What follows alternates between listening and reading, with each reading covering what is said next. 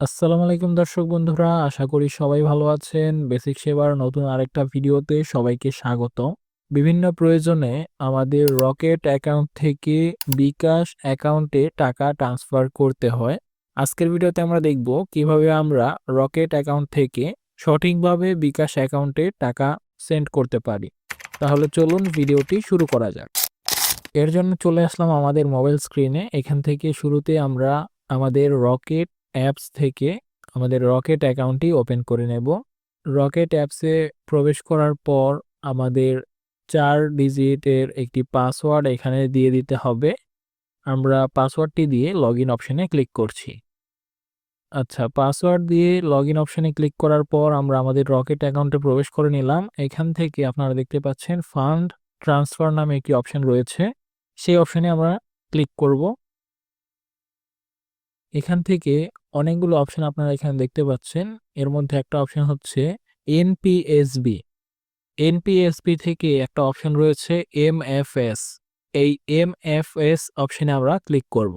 এখান থেকে আপনারা একেবারে উপরে দেখতে পাচ্ছেন সিলেক্ট এমএফএস লেখা রয়েছে। এখানে আমরা ড্রপ ডাউন মেনুতে ক্লিক করব এবং সিলেক্ট এমএফএস থেকে বিকাশ, ইসলামী ব্যাংক, এমক্যাশ এবং ইসলামিক ওয়ালেট এগুলো সিলেক্ট করার অপশন রয়েছে। আমরা যেহেতু বিকাশ অ্যাকাউন্টে টাকা সেন্ড করব বা ট্রান্সফার করব, তাই আমরা বিকাশ সিলেক্ট করে দিচ্ছি। এখান থেকে বিকাশ সিলেক্ট করার পর আমাদের বিকাশ নম্বরটি এখানে দিয়ে দিতে হবে। আমরা আমাদের বিকাশ নম্বরটি এখানে দিয়ে দিচ্ছি। বিকাশ নম্বর দেওয়ার পর একটি অপশন রয়েছে রেফারেন্স নামে। এখানে আপনারা রেফারেন্স হিসেবে যে কোনো কিছু লিখে দিতে পারেন অথবা এটা খালিও রাখতে পারেন। আমি এখানে হাই লিখে দিলাম। এরপরে আমাদের টাকার পরিমাণটি লিখে দিতে হবে, অর্থাৎ আমরা কত টাকা ট্রান্সফার করতে চাচ্ছি সেই অঙ্কটা এখানে লিখে দেব। টাকার পরিমাণ লেখার পর নেক্সট অপশনে ক্লিক করব। এরপর আপনারা দেখতে পাচ্ছেন এখানে সকল ডিটেলসগুলো রয়েছে, যেমন রকেট অ্যাকাউন্ট থেকে কোন অ্যাকাউন্টে টাকাটা যাচ্ছে, রেফারেন্স নাম্বার কি, এবং এমএফএস নেমটা কি, টাকার পরিমাণ কত, সার্ভিস চার্জ কত, এখানে সবকিছু রয়েছে। সবকিছু আপনারা একবার চেক করে নেবেন। চেক করার পর আপনাদের রকেট অ্যাকাউন্টের 4 ডিজিটের পাসওয়ার্ডটি দিয়ে রকেট যে আইকন রয়েছে সেই আইকনের উপর ট্যাপ করে ধরে রাখবেন।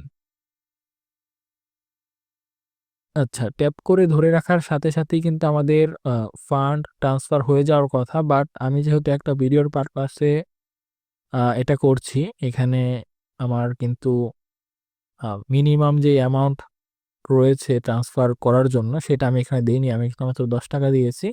তাই আমার টাকাটা কিন্তু এখান থেকে ট্রান্সফার হচ্ছে না। আপনারা এখান থেকে মিনিমাম যেই ট্রান্সফার অ্যামাউন্ট রয়েছে তার উপরে যদি আপনারা অ্যামাউন্ট দেন তাহলে কিন্তু আপনারা ইজিলি এখান থেকে সরাসরি রকেট থেকে বিকাশে টাকা ট্রান্সফার করে নিতে পারবেন।